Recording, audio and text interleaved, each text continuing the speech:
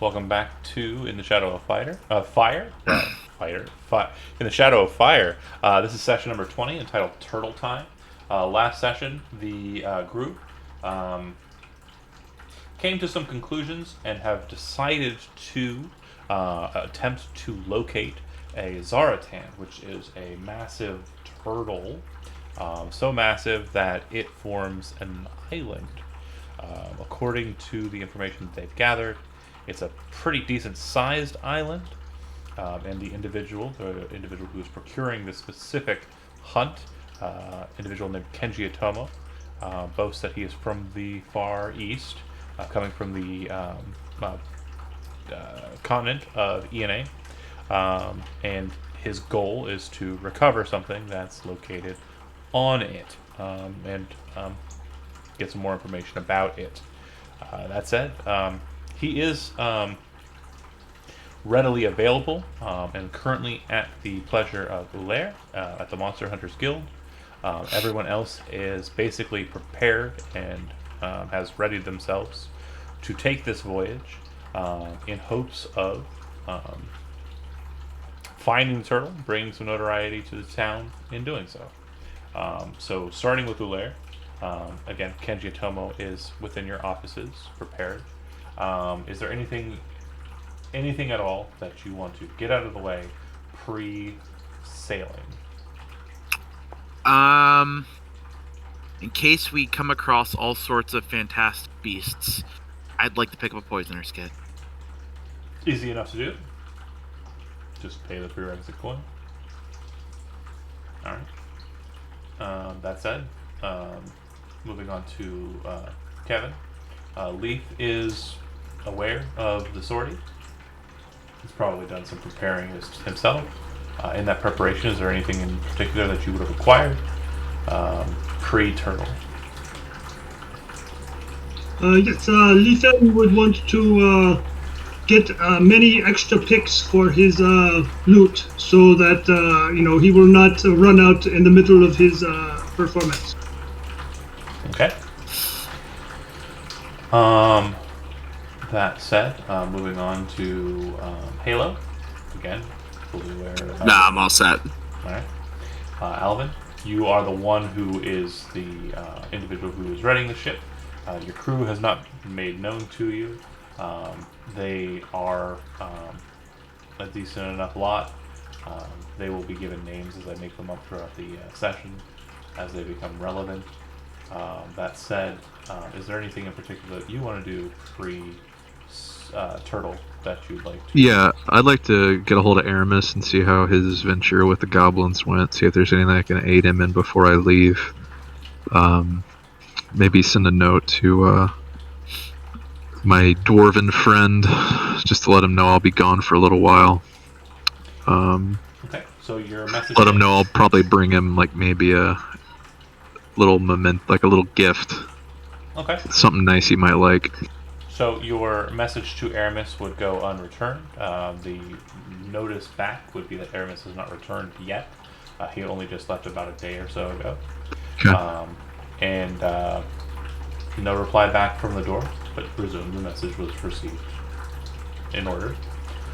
Cyril, presumably the first to help and ready themselves with Lady Alcontra, but also preparing yourself in acquiring information about the Zaratan, which we discussed last session. That said, is there anything besides gleaning more knowledge, because you can't do it again, that you'd like to do pre-turtle? Nope, he's just going to prepare some spells. Alright, last but not least, Lady Alcontra. You, of course, do have the matter of ceding the current duties to someone. The presumption on my part would be that individual would, of course, be Naixi, posing as you. But if you have someone else you'd like to cede and make known that you are leaving in this time, instead of it being secretive. Your mic, I'm sorry, it just intermittently gets goes from 5 to 9. What, John's mic? Yeah. Anybody else having problems? I mean, I can hear you really well, it's just... I'm not talking to you, I said anybody else. I wasn't. No I'm good. problem. No problems. No problem. Nope. No. No problems. Zach, you hearing me okay? I'm hearing you okay, but I know what Dan's saying. Your like gain is kind of pitching itself a little. I don't know what that means. So He calls himself a streamer. I'll move the mic away from my face a little bit. Maybe that'll assist. I think you're talking about like it popping. Yeah, John. What about Yeah. your gain and your pitch? It's like the mic is auto adjusting its level a little bit as you like change how loud or soft you're talking, I'll just move it and away from it's myself. it's like a little bit behind your volume changes. So it's not terrible. I'm already bored of this conversation. I said I moved it away from myself. You asked. So, those of you who are new to watching the stream, I apologize for the pomposity of the audacity, just whatever. Anyways, El Contra. Are you ceding it to someone else as you are heading out, or are you going to have Nixie be you for the time being? I was planning on just doing the usual routine, just to. Okay. Well, actually, I don't know. I was thinking of the usual routine. Part of me was also debating. What was it? I can't remember his name. My one scholar guy. Yeah. Cyril? No. Yeah. Like one His of the real retainers. scholar guy. What's his name? Was it So- Sayla? Sayla is your scholar, and Eldrin is your stable hand. Or stable master. Yeah, so I was actually thinking of potentially just doing Sayla and, like, not hiding the fact that I was off, but I don't know. Okay. Yeah, that's Part perfectly of me- acceptable. What you end up realizing is that Sayla is not keen on the idea of taking the matter of leadership. So as you basically discharge that effort to him, you see that Naixi and him have an agreement, and the last thing you see from the two is that Naixi goes into the courthouse as him. Whatever, that works. If we ever roll another betrayal, it's Nax. I'm about to say He's this gonna try and betrayal take over. is becoming more and more obvious. Well, no, we've already had it. Look at John's smile. Betrayal's already happened. Yeah, betrayal was when the Twilight Knights left. Okay, that was. This is just a future betrayal he's building up in case we roll it. Yeah, there won't be any more future rolls, so everything else will just come naturally. And it'll be your fault if it happens, but so far as to say, Naixi is loyal. No, if it happens, I blame John. That's fair. That's also a good way of copping out. Anyways, moving on. So, you all board the new craft. There appears to be a captain, and there appears to be a crew. Now, as I stated last time, it's you and 6 other individuals on the ship. The 6 are the crewing, and you are the cargo. So when you go down into the hold, and if you want to do so, you can just move your token south about 7 squares, or 10 squares. I can move you there as well, but basically, one of you will have a room that you will be sleeping in with a real bed, that would be Lady Alcontra, and the rest of you will basically be setting up your bedrolls and the like on the floor. What do you mean, just El Contra? Alcontra gets a real bed, and everyone else has to set up on the floor. Well, where's What my if- bed? What if I want to slum it? You do not have a bed. Unless you're kicking Alcontra out of the bedroom.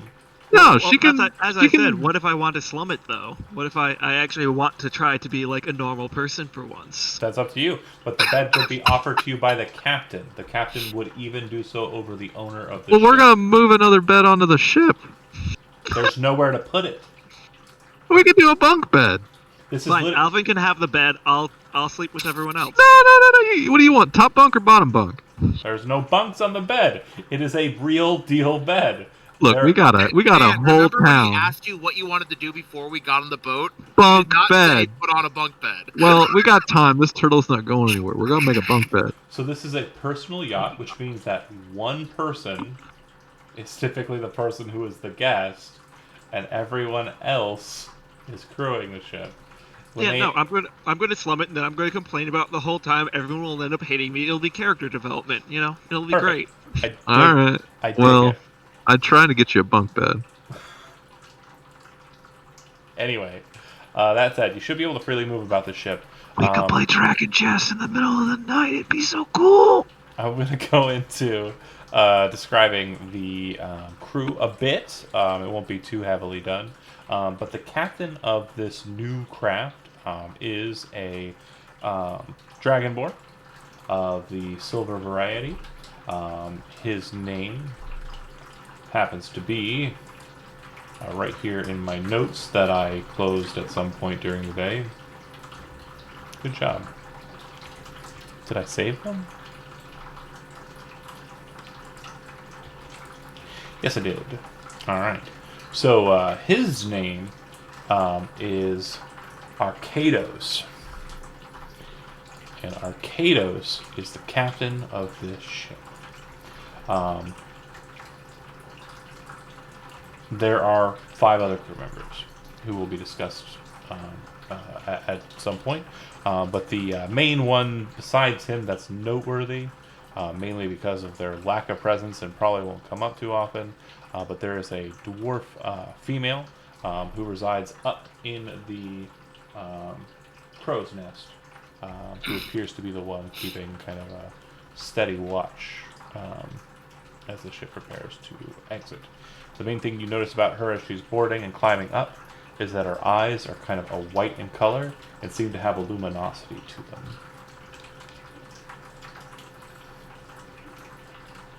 What's the story behind your eyes? Do you ask her directly? I asked someone else. Okay. You ask another crewmate, a human fellow, who just kind of just dapper looking fellow, he says, "Oh, she's a sea oracle." Kind of looks at you like you should know, and then heads up to the front of the ship. Oh, I ask another crew member, "What's a sea oracle?" you don't know that's a sea oracle? Okay, so Dan, so you would know a sea oracle is someone. Of course who, I know. Yeah, is basically they are not able to see in the physical sense, but they can see everything that moves about them, and so they are very important in the waves because everything moves in the water. Look, on this ship we hire plenty of people. Everybody is capable, okay? Even the blind. You get tax write-offs. That's not cool. It's not okay. Not a good joke. But that said, moving along. The gentleman who you spoke to, Ulair, heads over to the wheel. The oracle up to the top, the crow's nest. The dragonborn captain to his place. It does look like there are 3 people that are currently missing from the ship's roster. But eventually they do come from under the deck. One of them, rather, comes up from under the deck.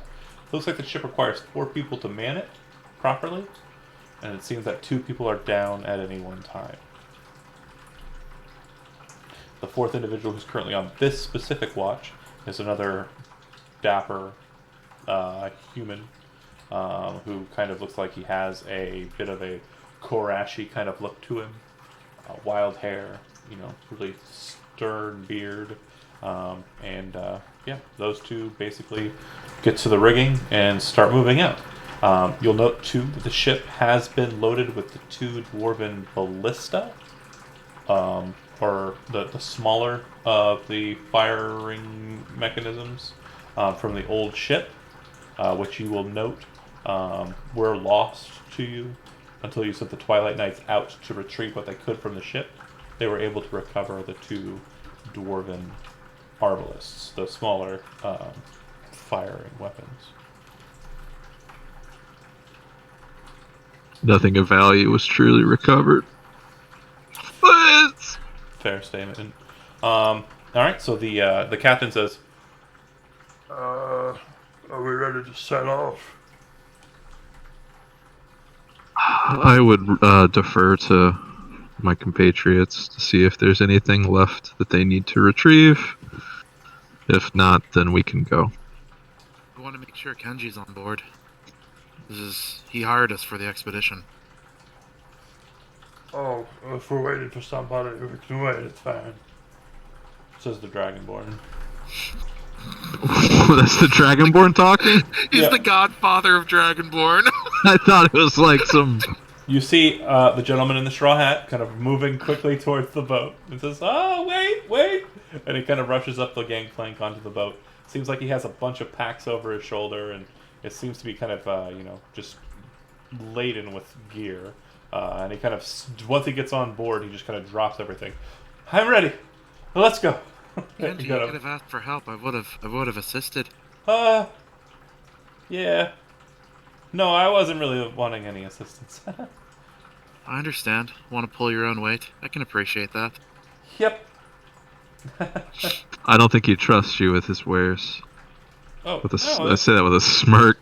He says, "Oh no, these are my wares. I don't plan on selling anything at all."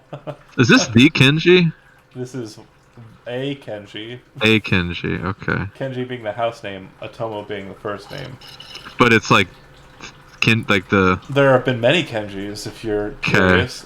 If you want to make a history check, we can go into that. Sure.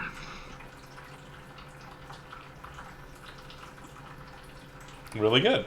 So you would know Kenji Hitori was the greatest duelist in all the lands. From the eastern province of Seiryu, the land of the Blue Dragon. You would be aware of Kenji Tomo, who was a grand merchant in the Parnac province.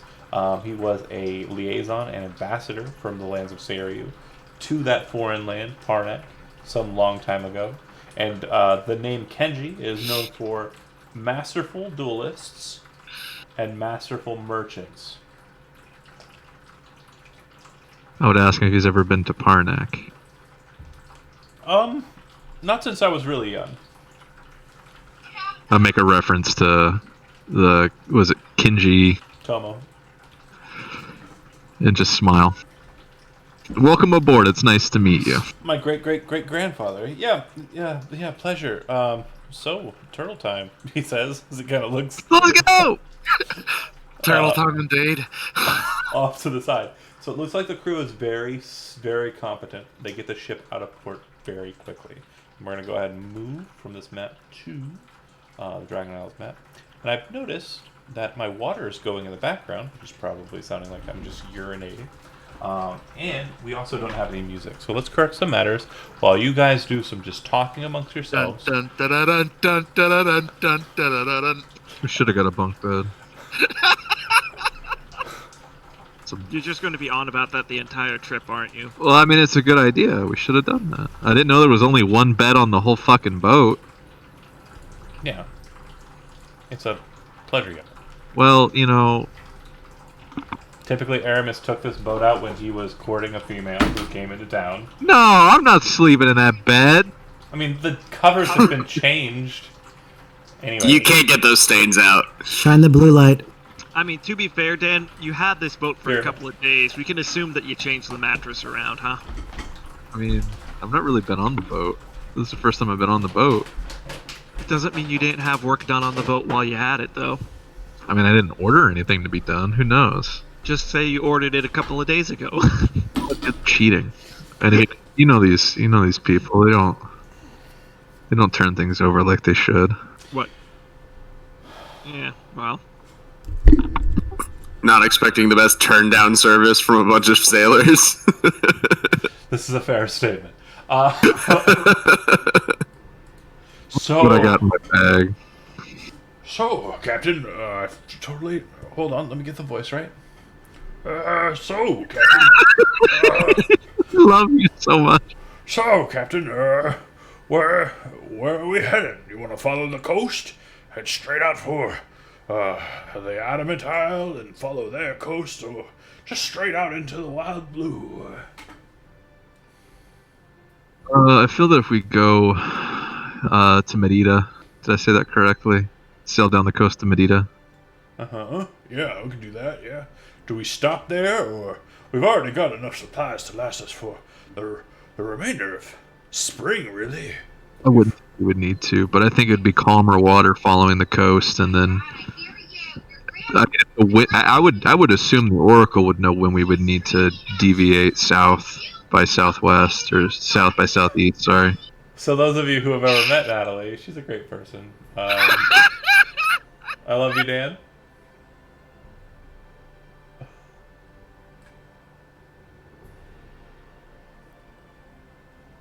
You have the voice of a teacher. I tried to fix it. Good luck. Andy says you had the voice of a teacher. I don't know if that's a compliment. Take it as you will.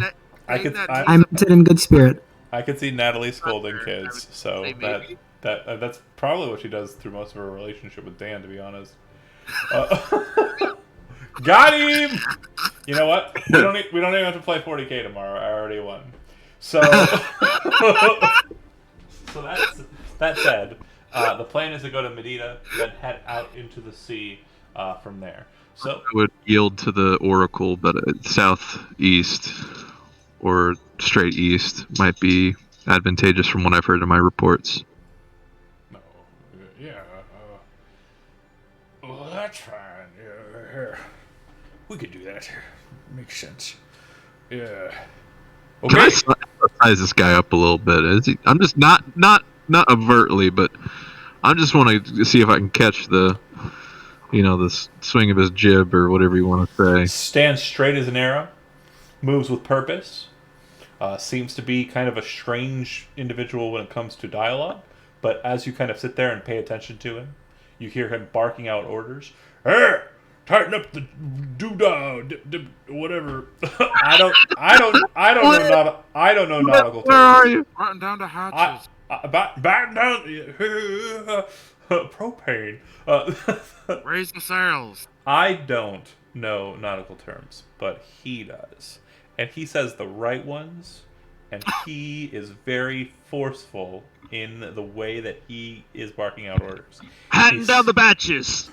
Batten down the hatches. Patting down the batches.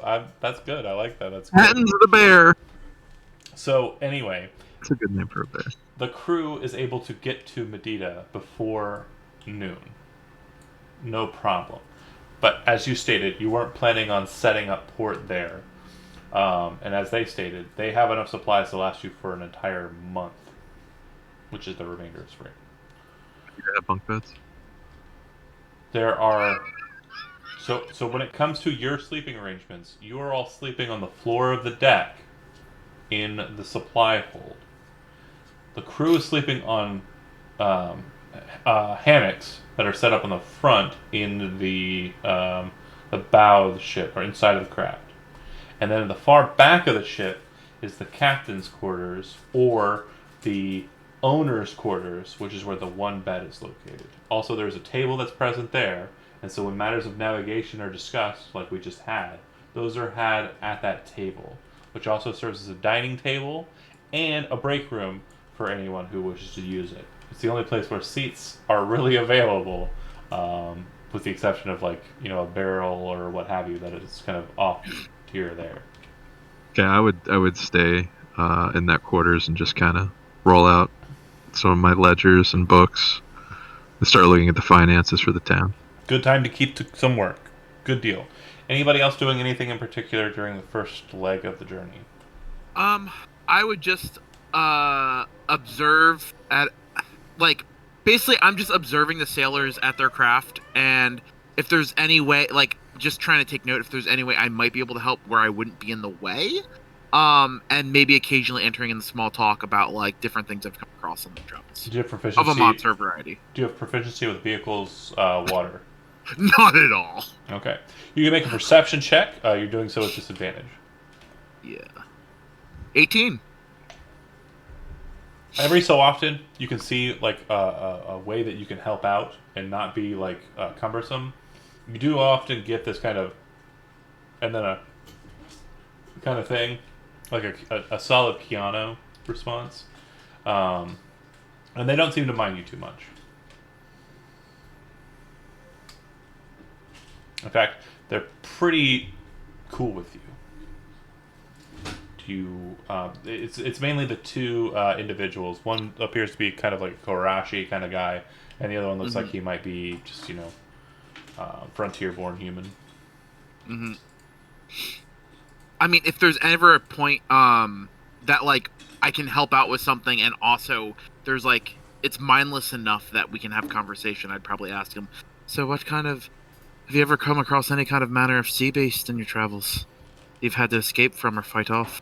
So you would learn that the names of the two individuals are Gudger and Beldad. Beldad is the Karashi.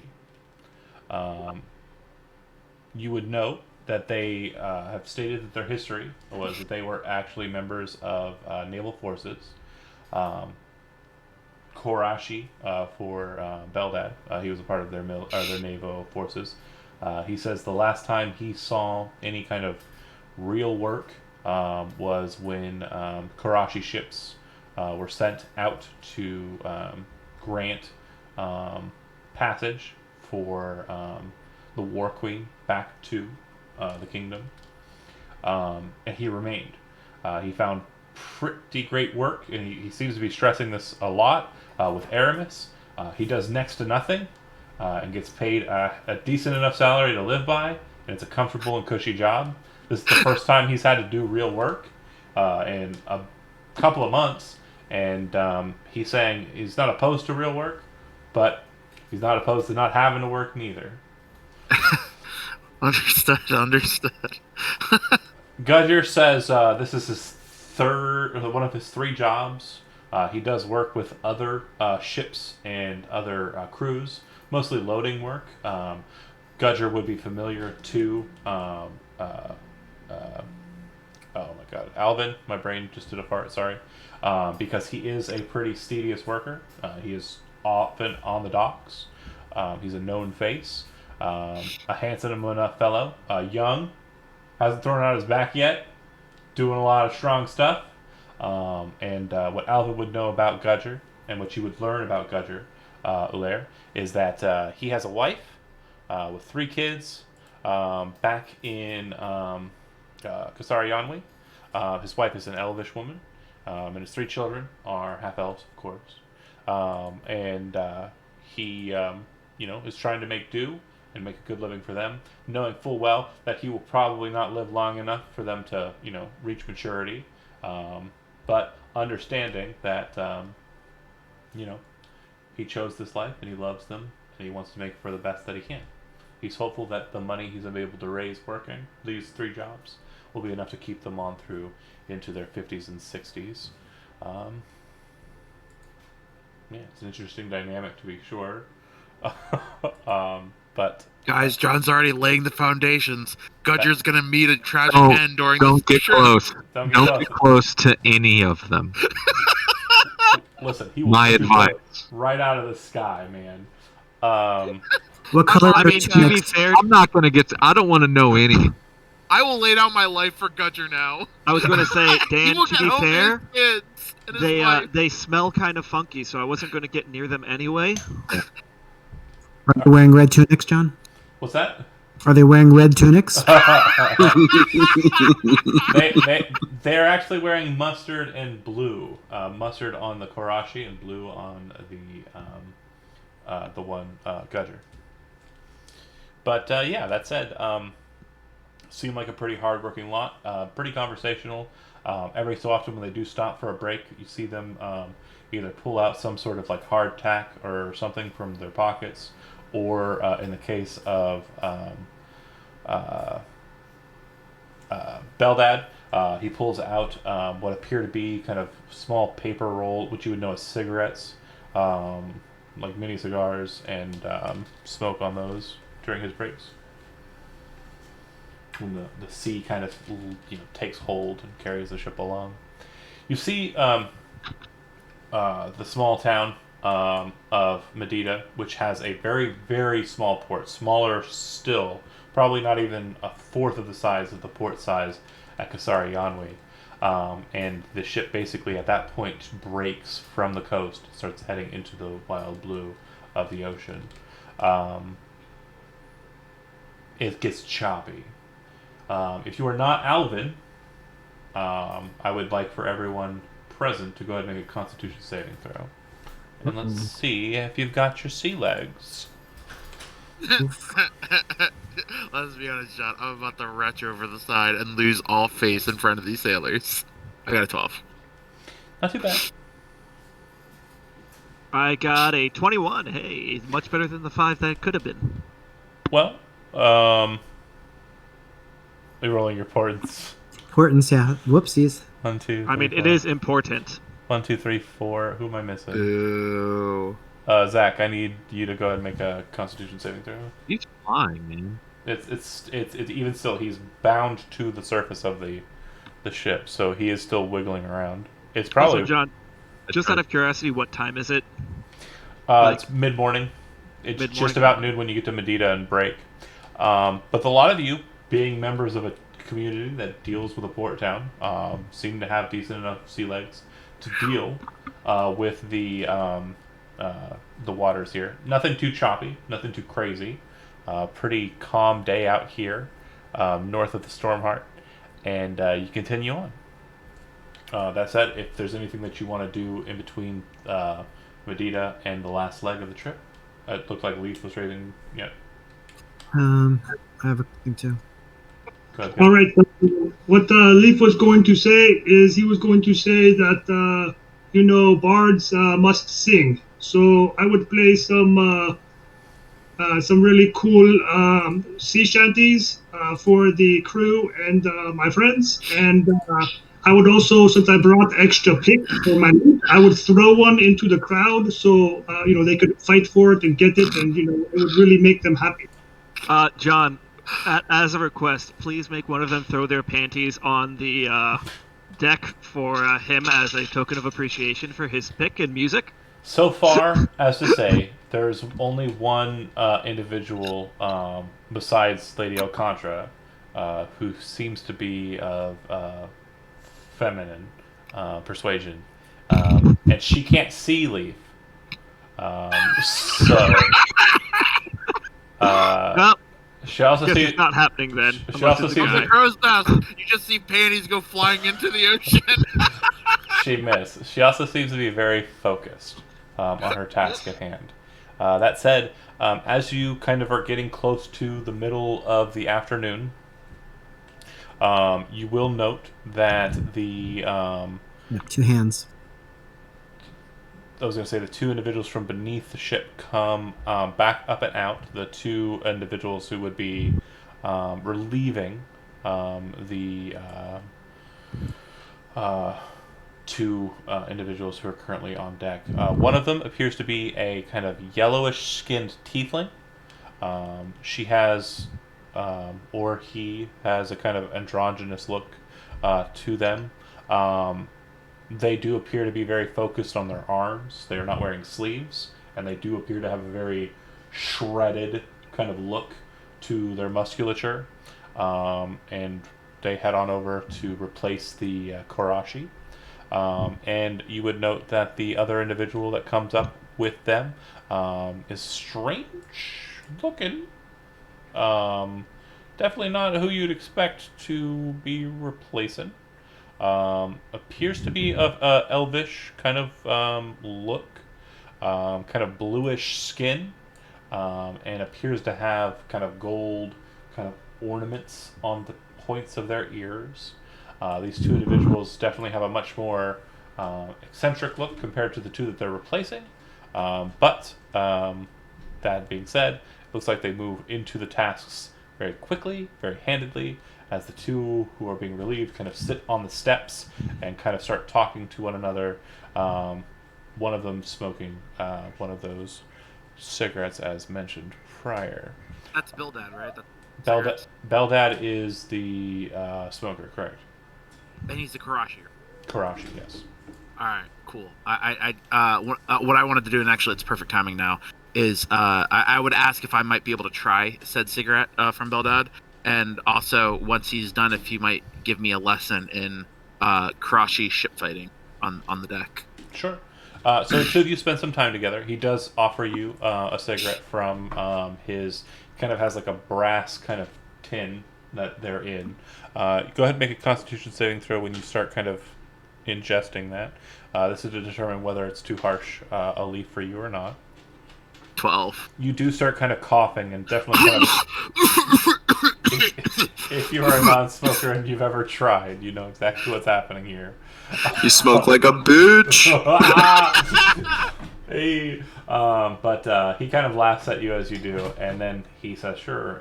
When you ask him to, know about Karachi ship fighting, he kind of walks with you to the back of the ship to where the dwarven arbalists are, and kind of starts explaining some of the armaments that the Karachi ships have, and kind of going into detail about their tactics and the like. If you'd like, you can make a history check to kind of retain the information, and see if you can kind of possibly kind of save this for a later on kind of situation if it pops up.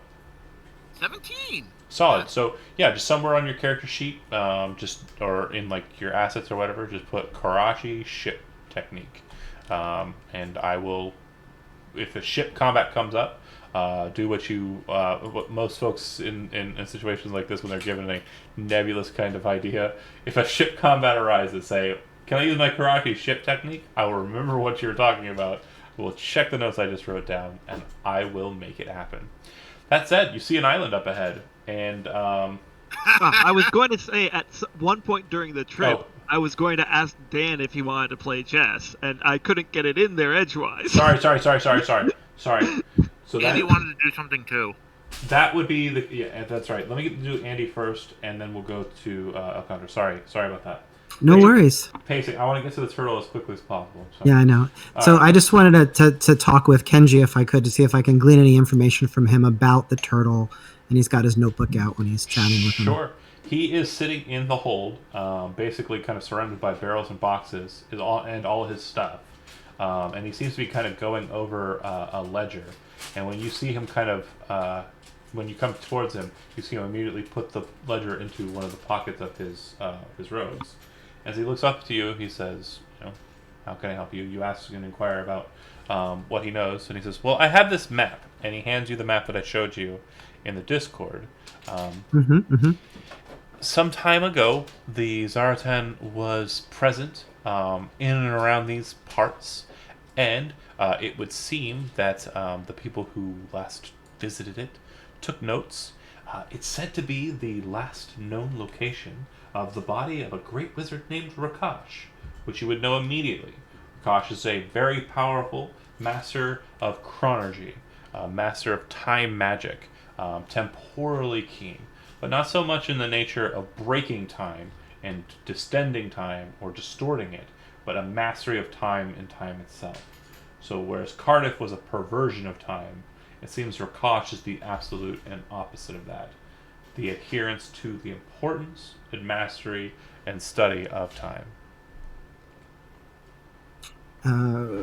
I'd like to copy this map if you don't mind. I have an interest in maps. I'm trying to always gain knowledge of these things. He says you can copy it or you can hold on to it. Either way, it's fine with me. So long as we're able to, visit a couple of the places that are mentioned there, and investigate them, explore them a little bit more thoroughly. I'm really interested in Rakash's tomb. I would like to know more. I have a feeling that there might be more here. There are some stories that I've heard that this Zaratan specifically was actually Rakash's home, and his means of migrating away from the dragon folk of the continent I come from, and keeping away from them because they were a bit crazy. What continent is that? ENA. I would be happy to hold on to this map. Of course. Sorry, I just swallowed the eyes. Hold on. No worries. Here he's very excited by all this, and he's taking notes as he's talking. And does he add anything else about the interior of the turtle besides the place he wants to go? I presume that Rakash's tomb has a lot of great devices and means of protecting it. If it truly is Rakash's tomb, needless to say, if any structures are present on the Zaratan, that would be a confirmation that this map is true. And whether or not they survived while being submerged for however long they were beneath the waves is beyond me. Obviously, this is a very long shot that anything is going to be present here. But I suppose just seeing a massive island turtle was great. A great an event enough as on its own to be worth trying for. Who prepared this map? This map is very old. It's very ancient. I believe it was. Let me check here. He pulls out the book that he was studying before and kind of goes over it again and says,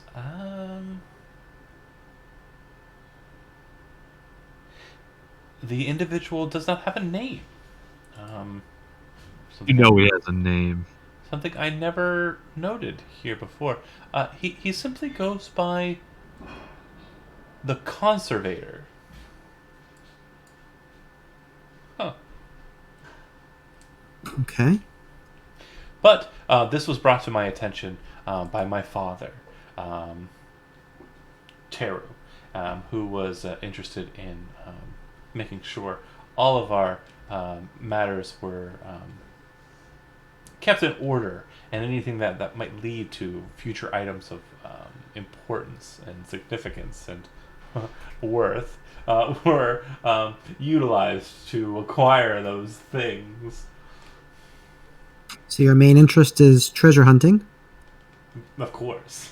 Yes. Okay.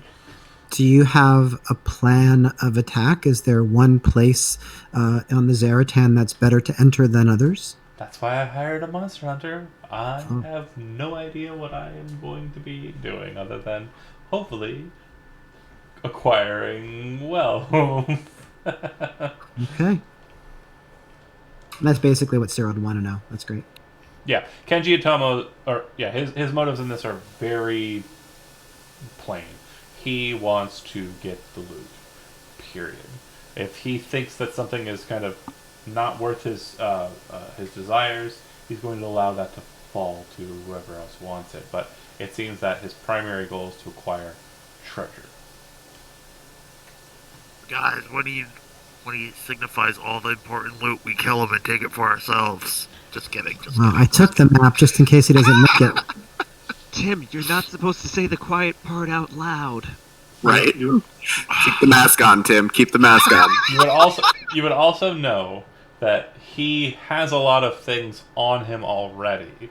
So if it comes to a point where he needs to basically acquire things that you would probably try to fight him for, he'll probably parlay instead of seed. So yeah, it's probably not a good idea to just murder him. I mean, we could always dump his backpack in the ocean. Nobody Honestly, is murdering anybody on my ship. Yeah, and dump everything in his Stupid fucking choices. no dumb choices. You're a moral compass, Alvin. Yeah, think about oh my god, I already forgot his name. He is so gonna die.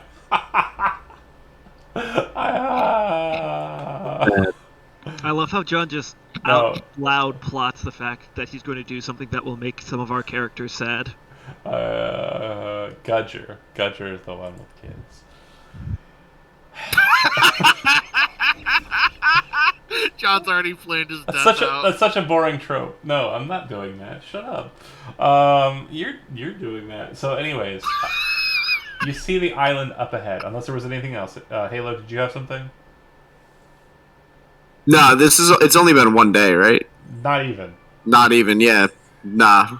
Okay. So Alcantara? Yeah, Alcantara with chess. Sorry, yes. So you would see that Alvin was doing paperwork and kind of keeping busy down in the office area. You'd also note by this time, Beldad and Gudger have kind of fallen in and are kind of smoking in there. If they're asked by Alvin to leave, they will, but they are currently just taking their break in the effective break room. Yeah, just to say, I don't feel like we need to roleplay all this out unless Dan wants to, but I did want to make this specific point because Dan had mentioned it. Yeah, do you want to play a quick game? Okay, cool. So you two are playing, and you hear from above, a very loud voice, which you've never heard before, yell, "Hey, no!" from the top of the ship. The oracle seems to yell down to the rest that there is land afoot. That said, my wife makes cute noises. She made a sneeze. Your pitch. Anyway, Yeah, you're, I can actually hear it heard now. your mic there. It auto adjusted for how loud you got, and now you're really quiet. oh, I was Yeah. whispering. Sorry. Okay. Well, anyways, back to being loud, I guess. You see the island. It appears that you're coming at it from a northeasterly. Or you're effectively hitting it on its northeasterly coast. You can see that it appears to have a. I love Huh? you. Northwesterly, because we're coming from the southeast. You're coming towards its northeasterly coast. Overshot it. No, you didn't overshoot it. What are you talking about? The east is the right side of the map, so we would have had to go past Oh, it and then north- backed up. No, you're right. You're right. You're right. I said the wrong word. You're right. I'm sorry. I apologize for my stupidity. Northwesterly coast. I usually let it go, but it's kind of important. I'm sorry, I love you. No, it's fine. Because that means Um, the old fort instead of the borough mountains. As the call for land is made, you see the two that are inside there as you're playing chess immediately exit the room, and they head up onto deck. All 6 of them now work in tandem. It seems that they're very focused. You see that the captain relinquishes the wheel and hands it over to the tiefling, who, muscular arms and everything, they take hold of the steering and begin piloting the ship. They appear to be the first mate on the ship. Captain heads down into the hole. Do Alcantara and Alvin move up, or do they stay in place? I would actually take out of my pocket a fine little flask, and I would hand it to Alcantara and I say, Aramis left some of his elvish brandy in the cabin. It'll help steady your feet. Just have a couple drinks if you'd like. I mean, I feel fine, but I won't say no. It's really good. He tries to hide things. And apparently he seems to forget about them after he does. Pull up a slightly loosened board, and I put it back under the board. And you're Okay. done with it. Very shortly after that, the captain will enter into the room then and look to you two as you're playing chess. It doesn't look like anyone's really kind of absolved of who's going to win. You're just kind of playing. And he looks to you and says, The land is visible, and I just wanted to say that I think this is a very familiar subject matter for me. If what your friend, Mr. Atomo, is saying is accurate, I think I might know a little bit more about this from my tales that I've been told. It sounds like you're dealing with the Isle of Gerald. Tell me more. Speak for you. The Isle moves about. Is that right? Because it's not on any maps, and my navigator's never seen it. I believe it's nested on the top of a Zaratan. A giant turtle. Yeah. Well, that reminds me a lot of my childhood and stories I was told. Well, okay. Do you want us to sail about it and see if we can't find a nice place for you to settle down, or are you looking for somewhere in specific? Well, not that I'm aware of any particular location. It's not within my knowledge. But if you see anywhere that looks more apt to make port, Well, I would suggest, if this is an island you're familiar with, and that's kind of what it makes it sound like you're saying right now Well, to me, is that yeah. we do a once-over, give it a nice 360, and then we find a place and move towards it after giving the whole kit and caboodle a look-see. who has the best eyes on the ship, other than the Oracle? She won't be much help for this, because even though it's in the water, islands are kind of hard for her to read. That's what I would. I understand. Who has the best vision on the boat? Well, I mean, probably your hunter, from rumors, right? I would think so too, but I don't know if he knows what would look like a good place to die. All hands are on deck, so all eyes are on shore. If you want to come up I could, above and take a gander as well, the more eyes, the more to see. I'm suggesting my whole crew keep an eye on the shore as I move around it. If you want you and yours to do the same, I can't really command them to do likewise, but I think she might be able to do that, what with her title and everything. So then we could just do that. Could be a good idea. Sounds like a great idea. I'm gonna head back up. I don't really trust Tame to hold the reins too long, so I'm gonna be back up there. All right, thank you. No problem. You want to finish the game? Yeah, might as well. All right. So everyone else, you see it. It looks like an island. It does not look like a turtle. It does not look like anything crazy. It literally just looks like an island. An island you've never been to, but an island nonetheless. The one thing that makes you kind of go, is this really a turtle island? Is there appears to be volcanic activity present on some of the craggy mountains that are present. And when I say an island, I don't mean an island that you can walk across in a couple of moments. I'm talking about this thing is probably like 11 miles long, 10 miles wide.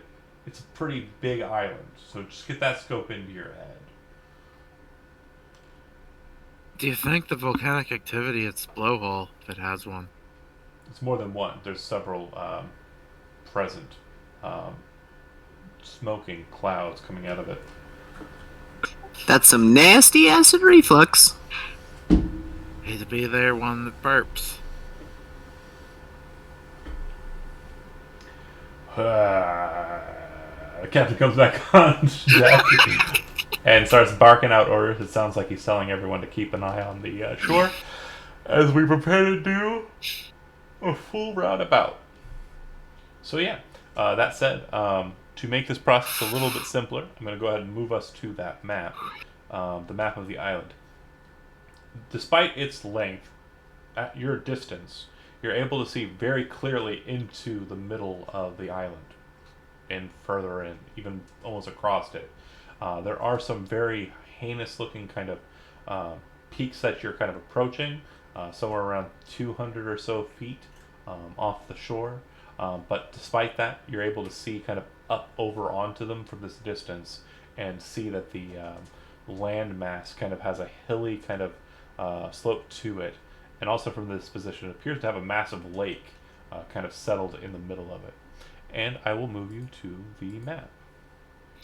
John, since we can have somewhat decent-ish vision of seeing through this island quotations, I would also specifically be looking out to see if there's any other kind of wildlife moving about. Do I catch any visions of movement on top of the island while we're looking at it? Okay, so we will get into that. So everyone will basically be allowed to kind of put a global kind of statement as to what they're mostly looking for. Okay. You will note that there's already kind of a position on the map, so kind of giving the game away. There's kind of a zoom-in notice of one specific portion of the map, marked with L's in its zoom-in position. Those stand for landing points, and specific indicators when you see those landing points. After the full 2 hours of circumnavigating this island, which is going to be required for the full scan of it, that will be suggested by the captain as the safest place for you to land. Now, if you're going to look at the map and you're going to think, oh, well, what about this place, what about this place, what about this place, it's perfectly acceptable, but I will explain that a lot of these places have reefs, which he will denote, and also a lot of these places have very tumultuous waters. And for the monster hunter, he will note that the reason why that seems to be the best place is it's in between both of the turtle's fins. So as it's moving, the water's calm in that location. It appears to be in a small enough bay that it's not going to be kind of tumultuous water-wise, and it's low enough to the water line that you can actually access it off of a rowboat, whereas some of the other places are not as kind. Do you guys want to go custom or just make it hard on John? What do you guys want to do? I mean, I think we should. What do I always want to do? We should split up the party and drop one of us off on each corner of the island. No. But like, Let's take the advice of the people who know. Well, someone has a map of the island, right? Yeah. I have the map. So you have the map that was posted in Discord? Does the map look like this map? Wait, No. I've got a question, Andy. Did your dad randomly show up and take the map of the island? Not yet. Not yet. I stuffed it deep in my robes. Dude, if he knows where you're at right now, it can just appear. Your dad literally just We need appears to out of your robes. Do a That's the full map, son. cavity search on your character, because No, right? he's got something. Well, I Were mean, we he showed up able- at the tower before, so that's like a likely place. Well, yeah, that's what I'm saying. But if he knows where you're at, what does your map look like? Is it just a rough? The same map that John posted in Discord the other day. Why didn't I see that? scroll up in the. Oh, I It's see. now I see. the I pinned see. comment. I see. Okay.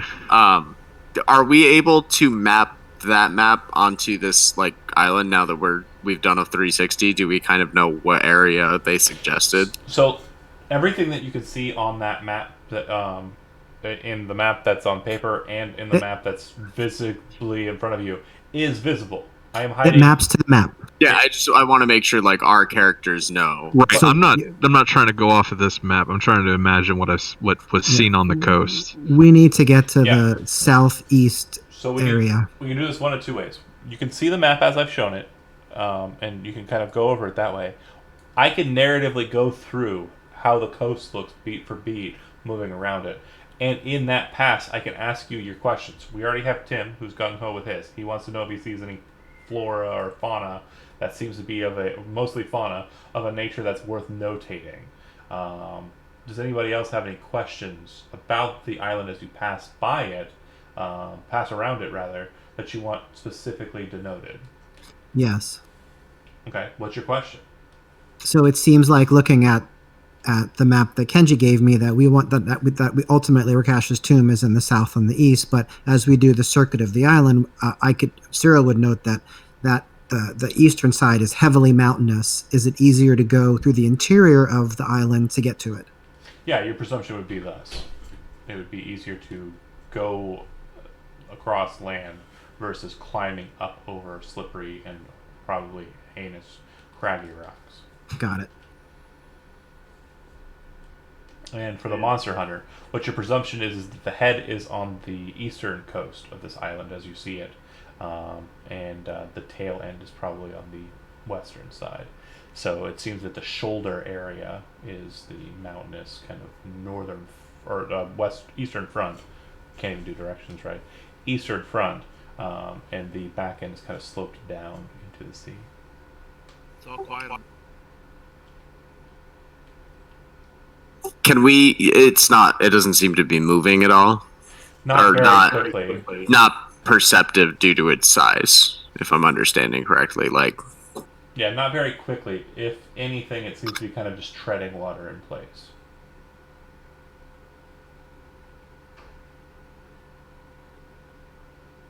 Any other questions? So we got Zach with a question. Andy, you These had- waterways here.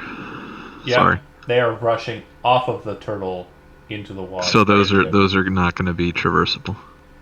No. Okay. That was the only question I had.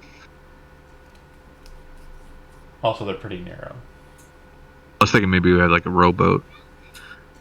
Yeah, it'd be very hard.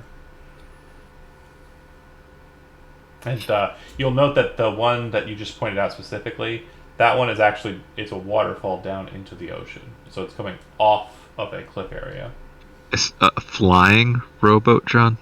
Oh, I'm sorry, I didn't know you had one. What about this path here? Is that water? The dotted path is regular, good old-fashioned walkway. I think this is the way we need to go. All right. To answer Tim's question, go ahead and make a perception check for me. guys get ready with because I don't have inspiration. Get ready with it if I roll something really good on the back end. Nope, 23. Don't want to spend inspiration. It's not like I'd hit 25, which is typically a mile mark for you. As Cyril's coming to the fact that it's probably going to be impossible to climb the craggy peninsula and kind of face there, you would note that there seems to be a bit of movement on some of the rocks, kind of moving in on the island or moving about in patrols on these areas. They appear to be humanoid creatures with kind of a shark-like head, kind of greenish skin. You would recognize them as Sahagin. And there appear to be packs of them that are moving. You are noticed. You would note, too, that the Sahagin do note that you're present. It looks like there's a bunch of Sahagin that live on its shell. They're moving about in packs, and they've noticed us. So wherever we land, we can expect to be greeted shortly thereafter.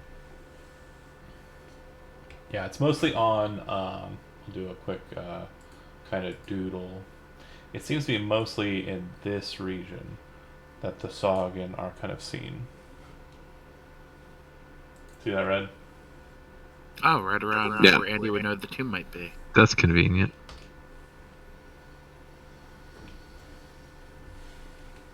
I would. So you relay this information to everybody, correct? Yeah. I'm like, because I was purposely looking out for it to let us know. So maybe there'd be a better way to deal with. I don't know if we should port our boat. Oh, the captain will tell you he's not moving any closer than he currently is to that island.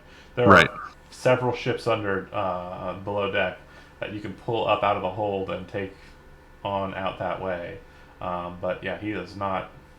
This is where he is. There may come a time when we might need to port the boat for retrieval reasons. Did anyone notice any ports along any place where actual docks might be? You really didn't see any symboling of societal kind of structures here. There are no buildings, nothing. It's just a bunch of, strangely, trees, and there appears to be marshland up on its back end,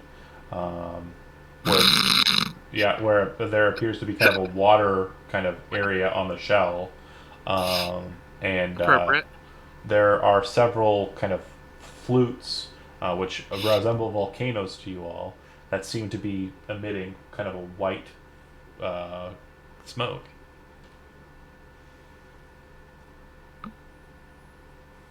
Well, I don't know. We won't have that much treasure. Maybe. We'll improvise. Well, I'm ready. Let's go. Okay. Now, again, do you want to assault the island at a different location, or do you wish to... It seems that the only reasonable place to go at it is where this is. Yep. I mean, it doesn't seem like there's really any other... I mean, if we had a flying ship, maybe, but... Yeah, you could land wherever you want.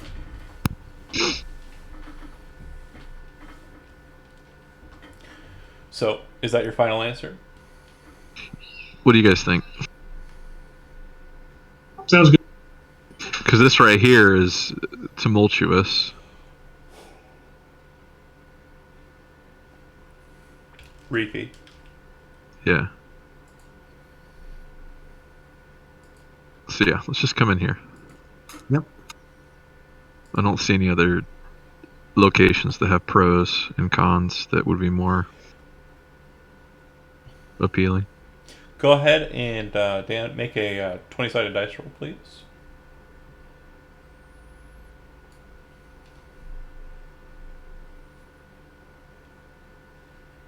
All right. Pretty good. 1 second here.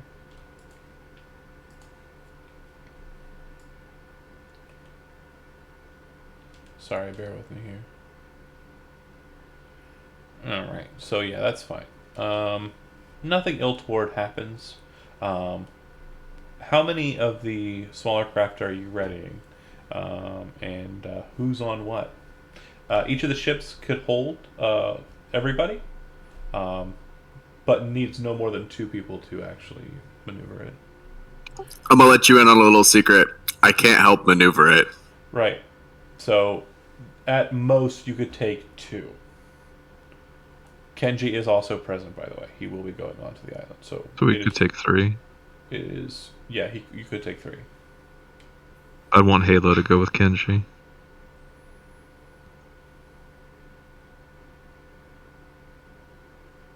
Okay. Anybody else have any say on it?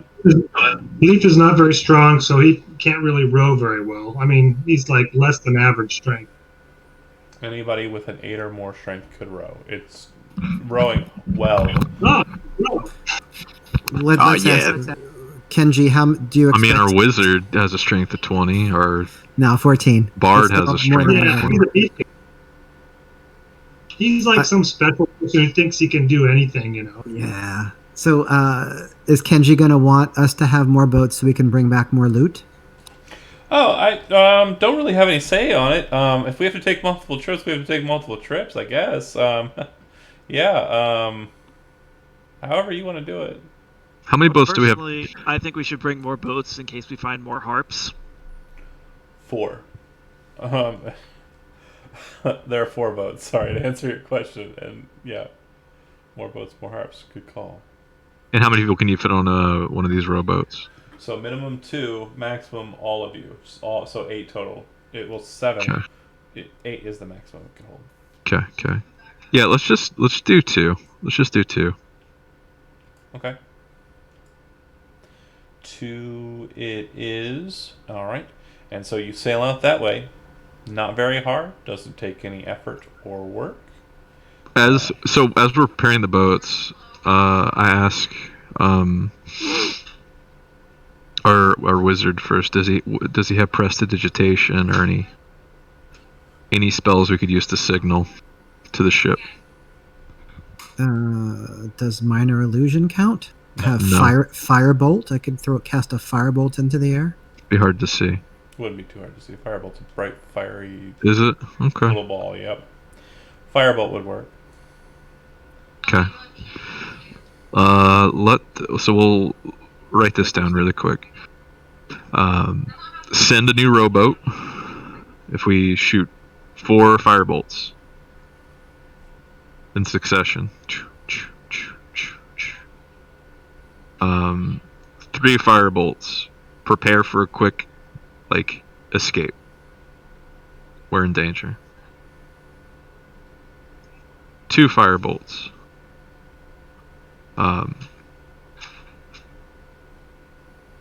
Fuck, I don't know. What else we want?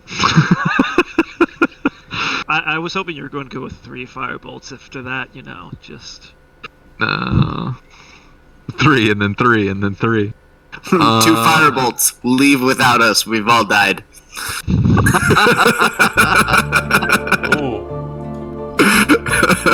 No, we're not doing that. Damn, I don't know. Because they're not going to be battle ready, so we just need them to maybe bring us another rowboat. Or shit, we need to get to the boat quick, right? Yeah, that's fine. I think all that's good. Okay, we'll just do 1 and 2. That's fine. Hold on a second. That's weird.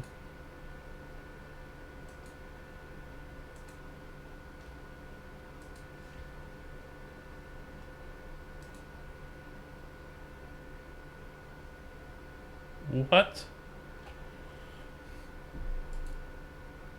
How is that music still going? Hold on.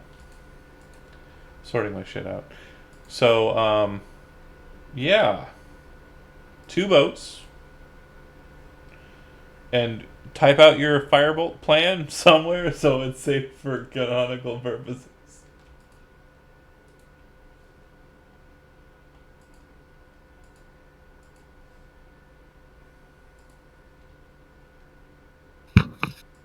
Got that typed out?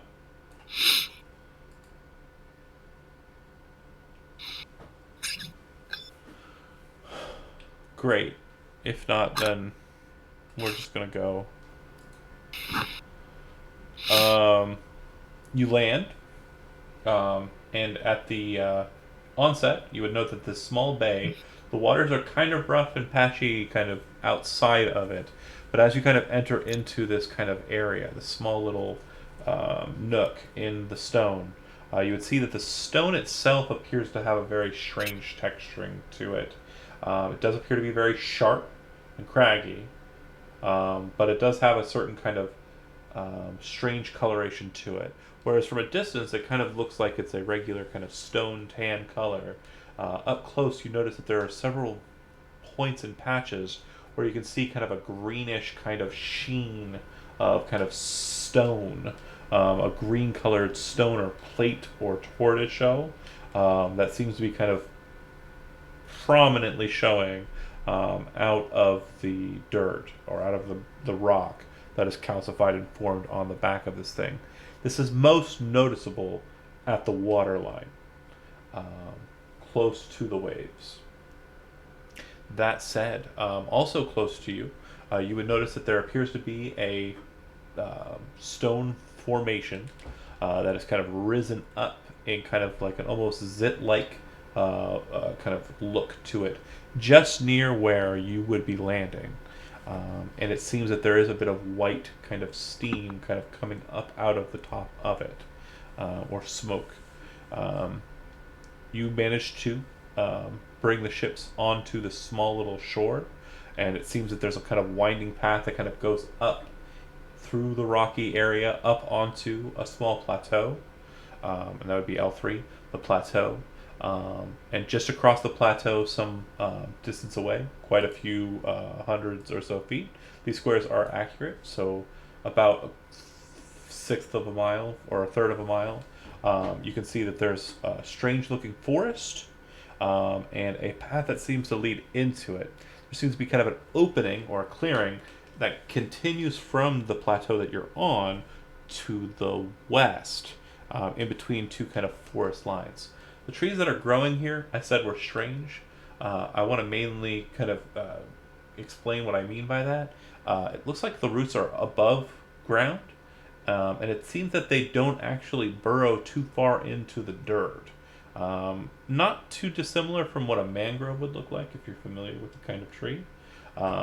It does look like there are a lot of patches and places in these strange trees that you could easily kind of get yourself underneath and hide into. A lot of places you could kind of seek kind of place to hide. You'll note that these also appear to have kind of a strange kind of kelpy leaf to them that kind of dangle like willow trees from their branches. It's kind of a weird kind of sea leafy, kind of seaweed looking kind of leaf compared to what you would expect to see on a tree. Still the same kind of voluminous of what you'd expect on like a willow tree. It's just that it's all kind of flappy, wet, and kind of like green looking. John, I have a question. So the feat observant gives me like a bonus to like passive perception, right? Sure. Can I passively be like perceiving So how under the roots and then up in the branches, and just that's my focus of those two locations as we're traversing? How it works for passive perception in my games, this might be different from other people, but if you have a passive perception, it allows triggering moments. So if you're walking through and there's an ambush up ahead, instead of not getting any warning, I will say make a perception check. If your passive perception wasn't that high, there would be no chance for you to be able to note it. So if Okay. there's something that's only visual for a passive perception of a certain level, I will ask, what's everybody's passive perception? You'll answer, and if it meets that threshold, I'll tell you what that thing is. So in other words, I get access to perception checks that other people typically don't. Is that what you're telling For me? the main part. And then for the second part is sometimes there will just be things that you will notice based on your passive perception-ish. Okay. That sounds cool. Perceptiveness? That's the word I wanted. Well, then I will be actively perceiving at those locations Sure. intermittently, like Passively like- perceiving for the passive part. Right, got it. Uh, that's where my focus is. perfectly acceptable. That said, the plateau seems to again give way to the clearing. You head towards the path in the forest, or do you mean to take the clearing that heads west? I'll yield to the monster hunter. I'll also tell us about these creatures, everything you know about them as we're traversing. Weaknesses, strengths. Are they shamanistic? Do they have elemental prowess? What are they? What are they?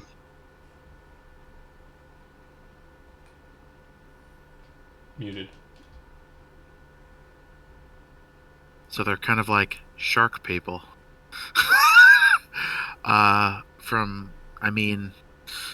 Since we're on land, the fact that they would probably kill us if we were in water won't come into play too much.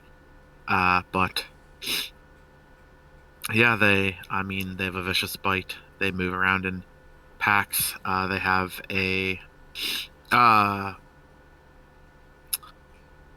from what the few times I've ever read about or observed them, it seems like a communal society, tribal of sorts.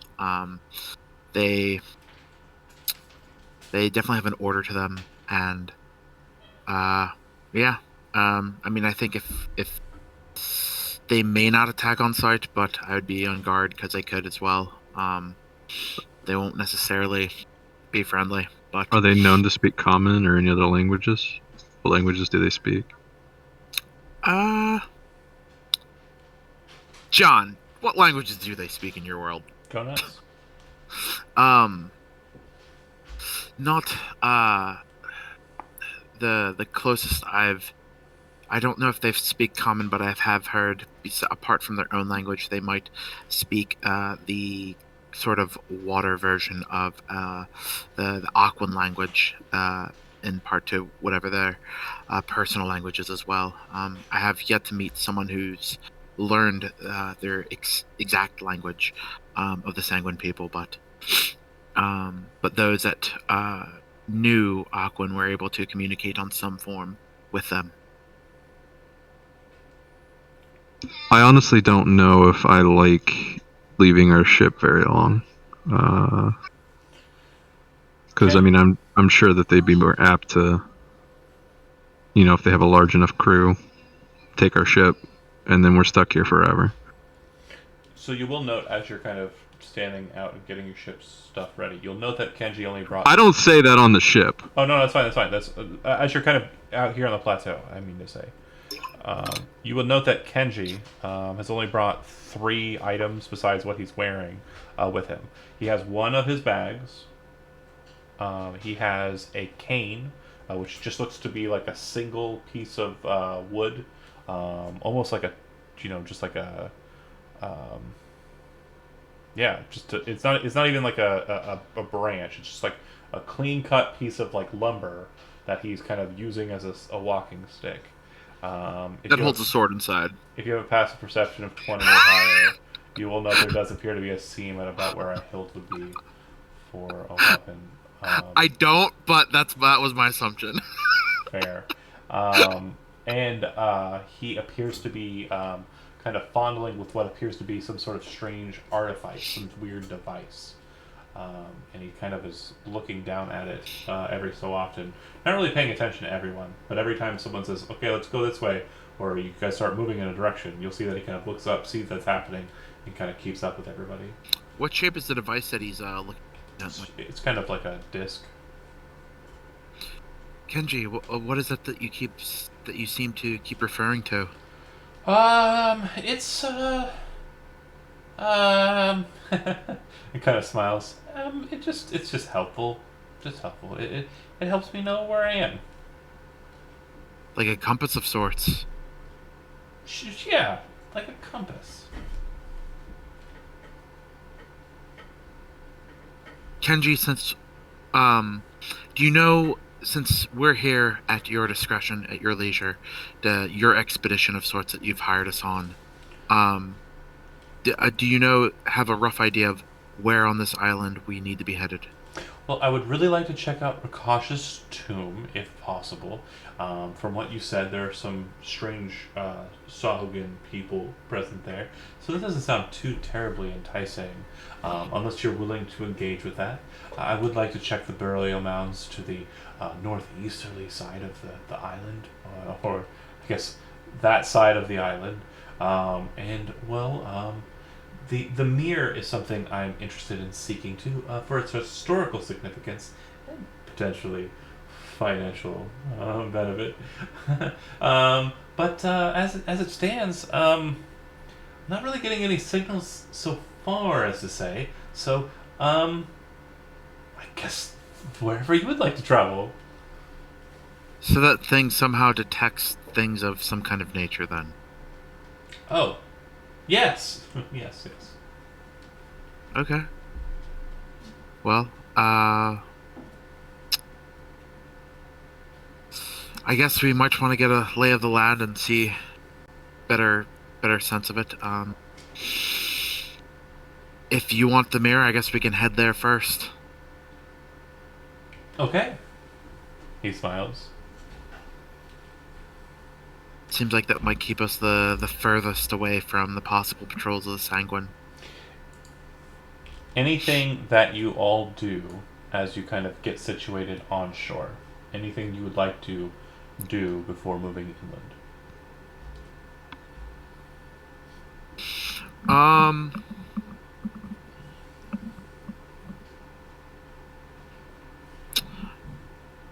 I would just take I guess just look at the kelpie willow trees. Okay. The kelpie willow mangroves. Yeah, they look like weird kind of underwater trees. Trees that seem to not be anything like you've seen before. They are very strange looking. I would take a cutting of one of the leaves just Okay. for, and maybe just take the slightest taste of it, which is probably a terrible idea. Tastes like seaweed. Okay. Probably damn good for you. Yeah, I mean, if I would, since there's so much of it too, I would, for now, if I don't have any kind of upset stomachness from the tasting, I might take more later. But You're a coastal town. You probably had seaweed before. All right, so I might take several kind of cuttings just in case we might need some extra kind of food of sorts. Sure. And then I would also look for any other vegetation that might be hiding in and amongst it, just to see if there's anything that might, just out of curiosity. Go ahead and make a nature check. Yeah. One of my better skills. 12. So you don't know why, but the grass underfoot seems to be really weird. Seems to have a certain brittleness to it, and when you kind of get down closer to it and inspect it, you notice that it seems to be kind of rigid and dry compared to what you'd expect grass to be, but it has the same kind of coloration as a grass would. Looking at it even more closely, it seems that each individual blade doesn't seem to be a part of like a whole, like a grass normally would be in its root structure. It seems like each individual one you can pluck out and get like a single, like kind of weird kind of root that goes down into the dirt present. Some of them, when you pull them out, have kind of like a hooking on the bottom of the root, which you think means that they kind of hit something more solid in the dirt than they're able to pierce. What it means, you have no idea. So, is this a good time for me to speak, or? Yeah, go nuts. Sorry. Okay, cool. No, it's fine. I was just going to say one of the things that I was thinking about was, since I have the diplomat's pack, I was going to take out some of the paper that I have and actually just start writing down notes about the island, and I'm trying to actually I don't know.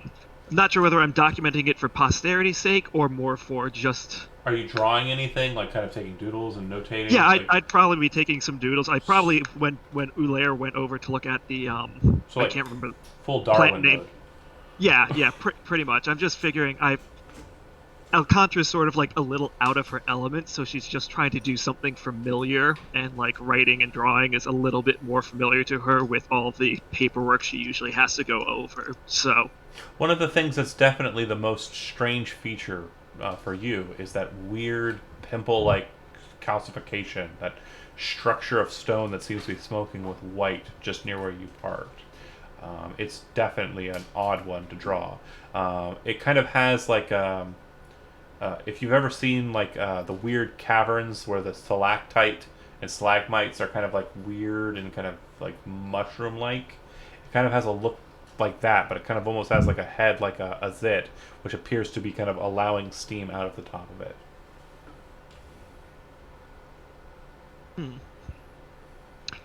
well, if it wasn't for the fact that this is a turtle, I would suspect that this was connected to some sort of hot spring. Kenji seems to be near you and is kind of nodding. Agreed. Very strange indeed. And when you kind of look over to him, you'll note that he seems to be doing something very similar. He seems to be kind of writing stuff down in a ledger. Should have brought one of those as opposed to just a few sheets of paper. I've got one for sale. He smiles. How much for sale? He reaches into his bag and pulls one out and hands it to you and says, "You can owe me." Fair. Yeah, nice, clean, leather-bound, empty book journal. Seems to have a couple hundred pages, and yeah, it looks like it has a small little lock mechanism. Cool. I would fold up the paper that I already have if it needs to be and just sort of like shove it in the book so that, Yeah. what I already have is there, and then just start, flip the page over and start on the next page. Perfect. Ulaire, you managed to grab some seaweed and notate the weirdness of the grass. Halo, fluttering around, anything in particular for you? Zach? No, I don't think so. Andy, anything in particular for Sarah?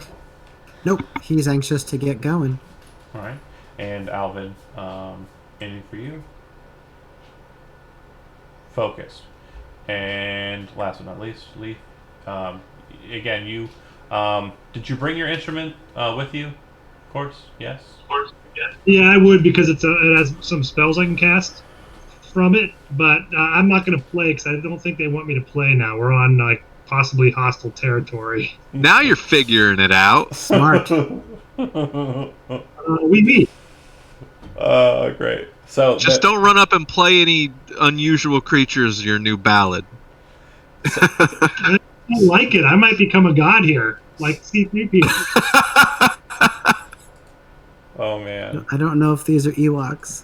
Okay, so everyone should be able to pick up the token. If you are familiar with the process of drawing a path with a token, and you know what I mean by that, I would like you to be the representative for the party and pick up the token and start moving it while drawing such a path.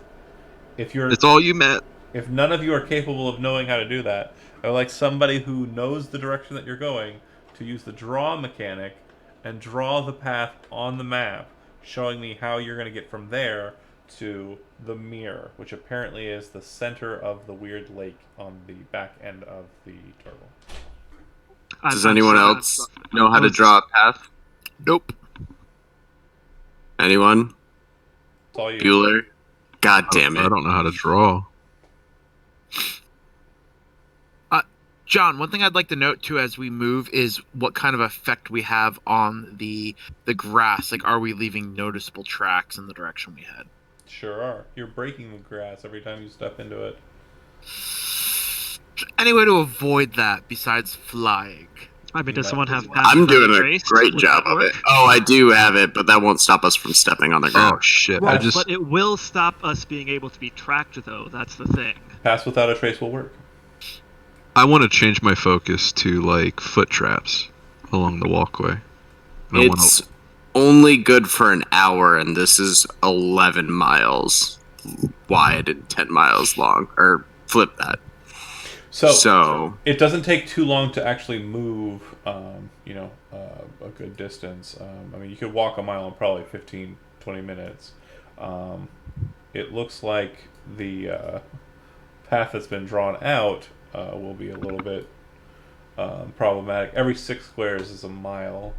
So Well, my one question for Ulair / Tim then is he worried about like us being followed at any point, or is he worried at like a specific sort of like, you know, the path back to our ship, people knowing or creatures knowing that? Well, they noted that they were concentrated in the southeast area of the island, correct? So Correct. if we want to wait until we're closer to the southeast portion of the island and then I cast Pass Without a Trace, that would probably be smarter because we're only going to get... if we can go a mile in 15 minutes, we're only getting 4 miles out of Pass Without a Trace. Not only that, but how hard is it to spot a boat? no, you know that you've been spotted. Right. Yes. Like you're. And I'm a half caster, so I only got 2 casts of that. Like, You saved that spell. that's... I can do it when we're closer to the tomb. I'm happy to do it then, but I feel like doing it now is a waste. Yeah, I think Save it. that's fair. It really, like, the question is, what are we trying to hide? Because if we're already, like, if the boat's already spotted, not going to hide that. If we want to hide Exactly. our tracks as we approach, so that if they have scouts going around, they can't necessarily say, hey, someone's been through here, then, yeah, I think waiting till we're close makes the most amount of sense. John, did you hear where I'm changing my focus? No, what? I'm looking for traps, like footfall traps, Yeah, that's pungy fine. spikes. Hold on a second. So, Andy, is this yellow line where you'd like me to follow? So yeah, but it's supposed to go along the path, basically. Are we not going to the tomb in the bottom right? We're going to the lake first? Isn't that what someone just said? So since Kenji didn't say like I want to go here first or anywhere, and I don't necessarily know the exact layout of everything, so I don't recall it being said that the map was completely shared, and I don't necessarily have any givings one way or the other. We might as well go to the mirror, which seems like the closest. If you take the path as it's been prescribed, I need 2 rolls of 20-sided dice for whoever the representative of the party will be.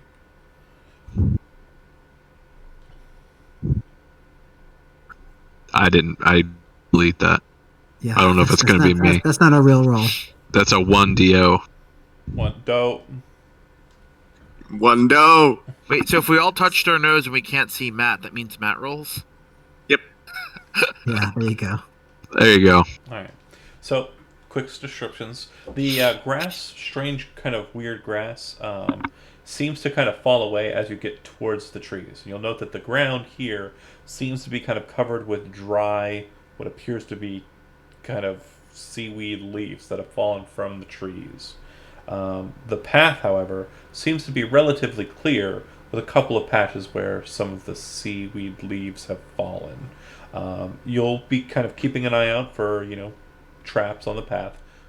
There aren't any, but you will note that there does appear to be kind of a deepening and kind of a darkness present as you kind of enter into this pathway.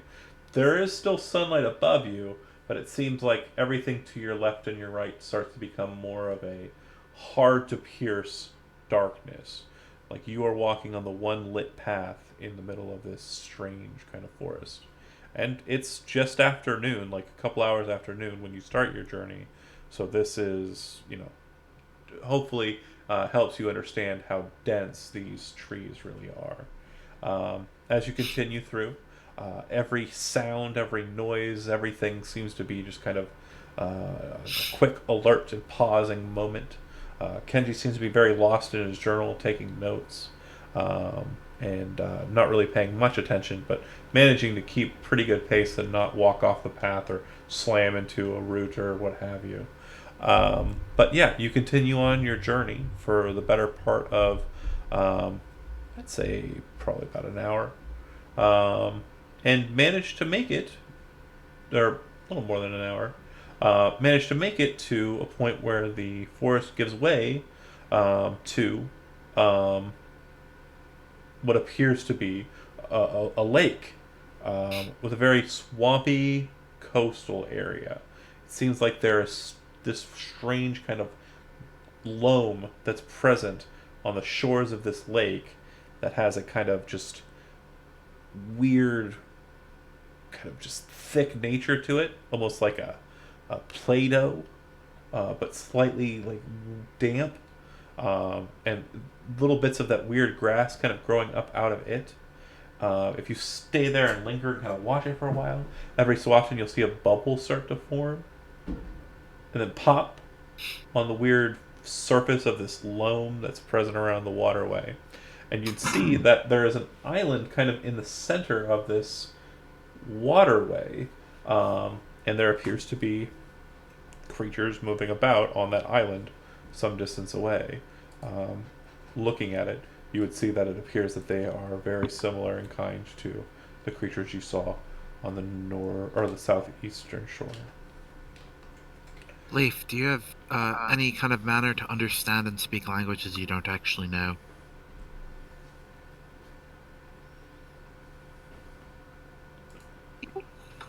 Wouldn't 0 be best?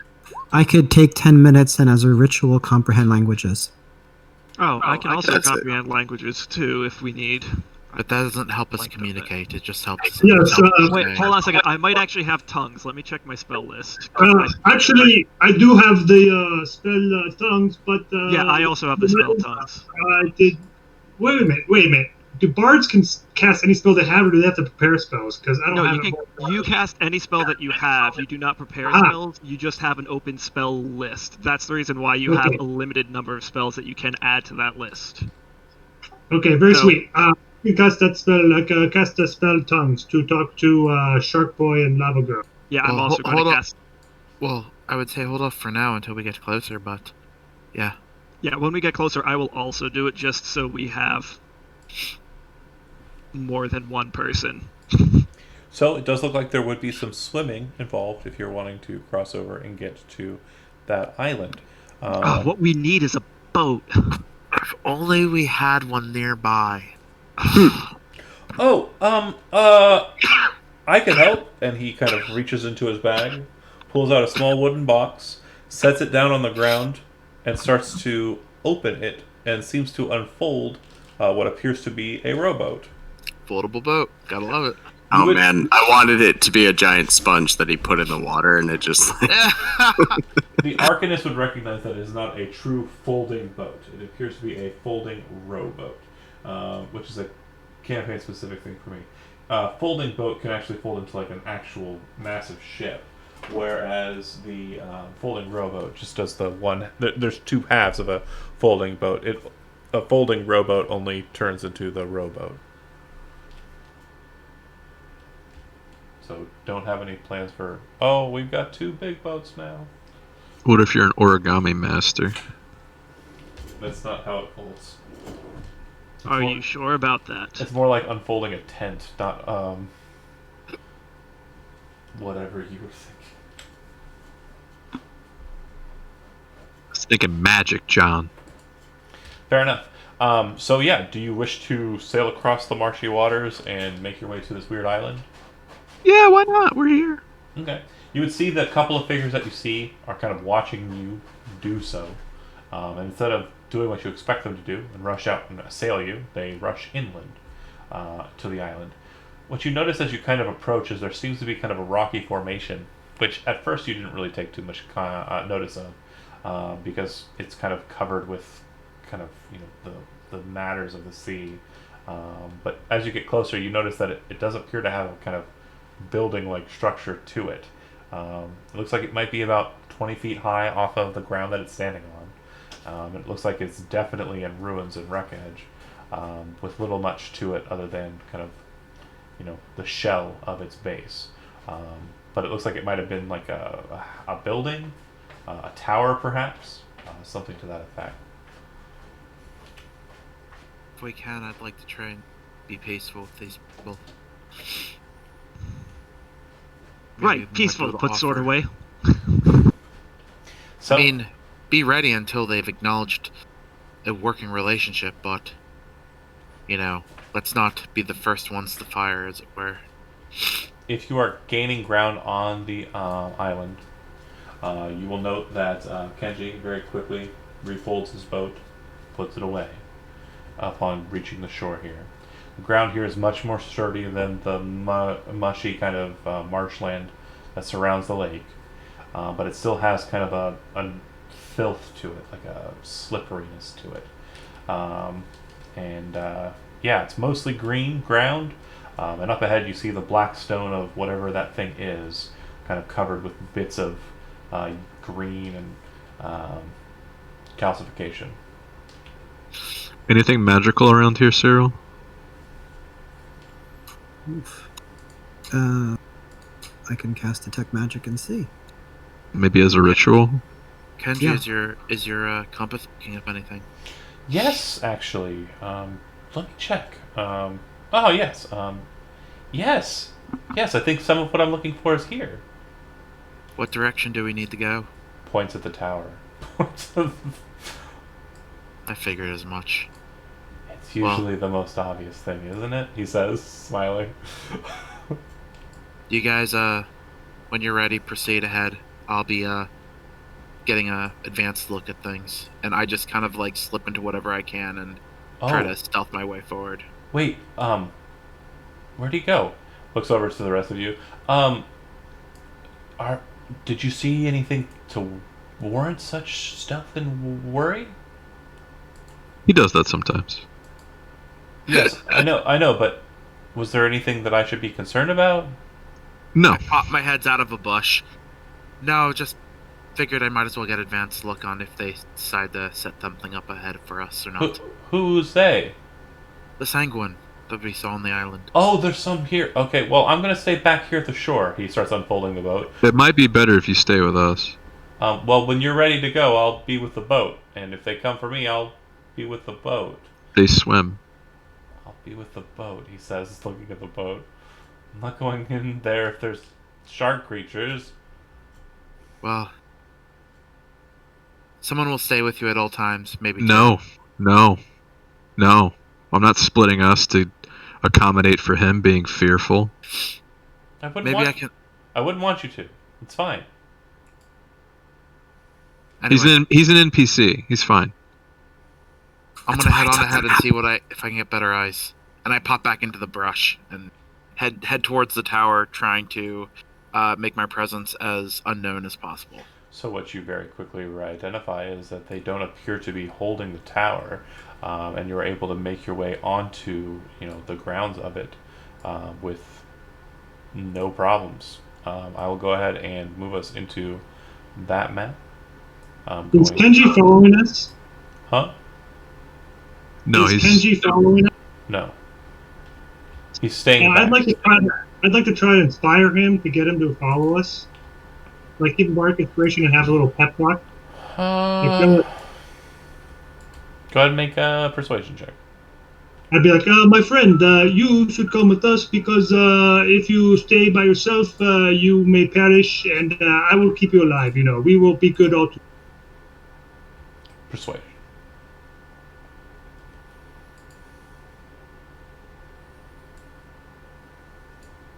Does anybody have inspiration? Because I don't have. Does anybody have inspiration? I have it, but I don't know if it's inspiration worthy. Oh, hold on. Yeah, I rolled a 14 and a 21. I'm just thinking if a 14 isn't enough, he's going to stay behind and die. Bear with me here. But I mean, could my prior discussion with him not aid Leaf? Because I was trying to do that very same thing. No. Okay. He doesn't want to go, and That's fine. I'm not worried. it's I'm honestly it's not worried because about I it. haven't drawn up a token for him. It's because he doesn't want to go.